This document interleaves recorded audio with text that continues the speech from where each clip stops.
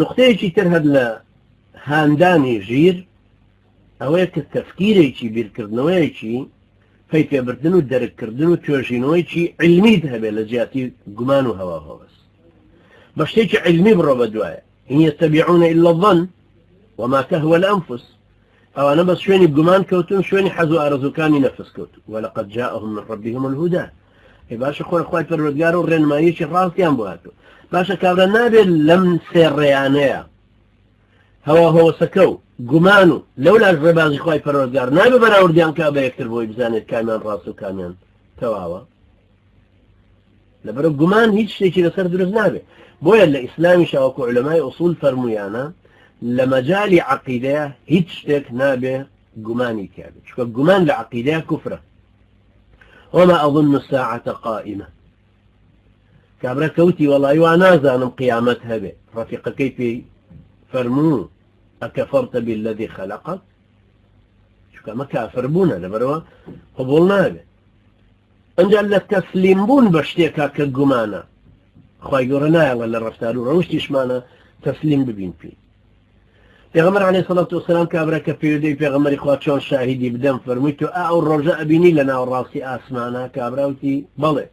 فرمي على مثلها فاشهد يرشتت اوا بيني للا درون واضح واشكرا براشكا وانا تجبر الشاهدي خود بدلست يا ايها الذين امنوا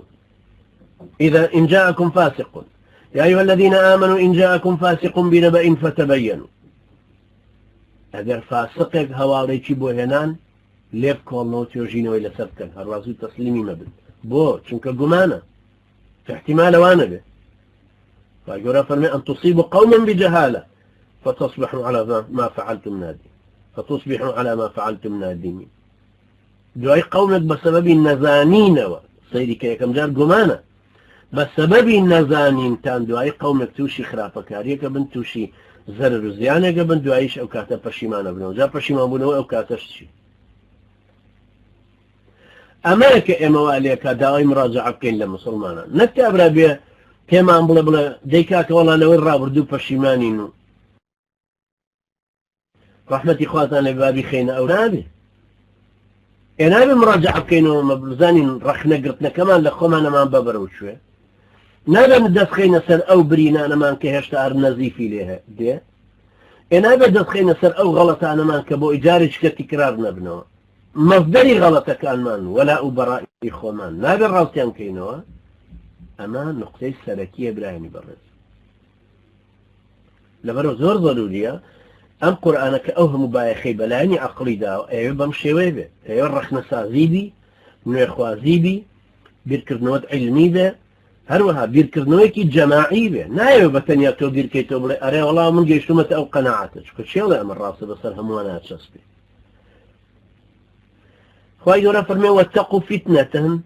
لا تصيبن الذين ظلموا منكم خاصة لە ئاسەواری فتنەیەک بترسن کە ناگەڕێتە سەر ئەو کەسانەی کە کردویان هەمووتان تووشە بن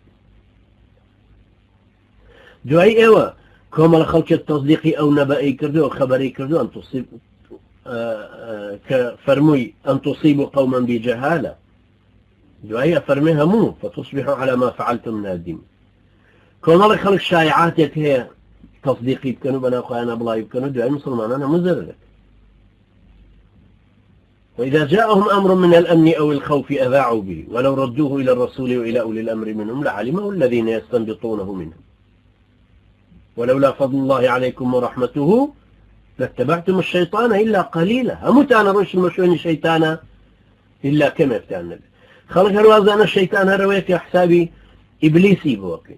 أي شيطاني إنسيش كخواي قرباتي كردو الشياطين الإنس والجن أي شياطين الإنس كامانا باشا شياطين إنس نين كأواب بمخابراتي أنا ودين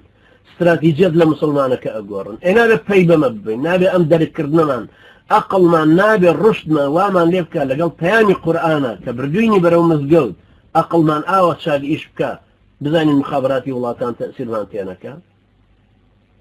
أي نابي أم بيام أخوائي وامان ليبكا للرؤي أقريو كقناعتنا بم بيام كردوا تنها بيامك بو سرورتي بشر بجي تنها بيامك كبسود ببو ئاسوودەی ئینسان بە سەروەری شەرع لە دار الئیسلامێکا دەسەڵاتێکی مسلمانانە خەڵک هەڵی بژار دەبێ باشە کە ئێمە بۆ ئەم ڕێگا جوانەمان تشجيعك أو أمام باب الرؤية معقولة بلين أما بخينا أولا برين بالربازي احتلال رازي بين ربازي بارتيوية شتيمان بيشاك بين فيش موابي وانا دوست مانن آخر مرة قورينا آخر من نماني تفكير علمية أما نماني بيركرنو توجينو ليكولينو جماعية يكبتني أبوخي قرار بدابة في مخابراتي ولاتي لبربراني برزن كلكم راع وكلكم مسؤول عن رعيته حديثي صحيح البخاري فرمي وهمو تان شوانا همو مسؤول لو إلى بردستان كوابو إسلام أيوة أم إنسان لروي أقلية ووادار رجع سرب خوي أقلي واب خاتا إيش رساوي عساكاني قردون تيبقى بروا لمختبرا إيشكا يان ميداني شون أم رحلانا هم يروي داو أم قشت كردنانا يان دراساتي ميداني هي الروا دراسي نفسي إنسانك الروا دراسي قبيليك دراسي ملتك يان دراسي جغرافيا هواءك هواء مناخ يعني كج يان الروا دراسي زرياكانك يان دراسي بوملرزاك دراسي هم جورشتانك بوي لروي أقليشو بقعت قناعاتي شي مطلق بوي كأوي خواي پروردگار بوي ناردو الراسته دراسي مجتمعاتي بشرية بزاني أو هم النوعية لتاريخ بشرية هاتون شون روشتن شون فوتاون باشا أنا خواني شارستانتي يقبل شارستانتي بمعنى تكنولوجي نا براني برزن شو كيسا علماني كان زوريان أملاتي كلبي بويل لا هندي مسلماني خوشمان لا يتكلبي وزاني كوتد أوروبا شارستانتي وأزاني شارستانتي بريتيا لتكنولوجيا كي إخو تكنولوجيا زماني فرعون كان شهر مهم بو باشا التكنولوجيا زماني فرعون كان شون مهم نبوه 3000 صال 10,000 صال لمو بيجبونو تحنيتي إنساني أنواع كردو أو تأموميان كردو إستاساغو سليم جسمكي دريان ندرو أين تكنولوجيا وسردما باشي خوي مهم بو حضارة إلا مالي درس بو ولاتي مالي يشكلو سيدو حضارتي كالسر أرزا درس بو باشا خوش كانت خوي تكنولوجيا يهبو لبرنابه اللي ما انتيك قلبه تكنولوجيا شتيك وحضارة شتيكي حضارة بريتية لبياناسي فكري بوجيان بريتية لو يتفيه وترجع خاني معرفي بزاني بياناسات بوخندنوي دورو برد شيء للروي فلسفي وكو إنسان وقردون جيان للروي بيوندي أم مكونات أنا وهمي لقل يفتر دوزينوي خالق ومخلوق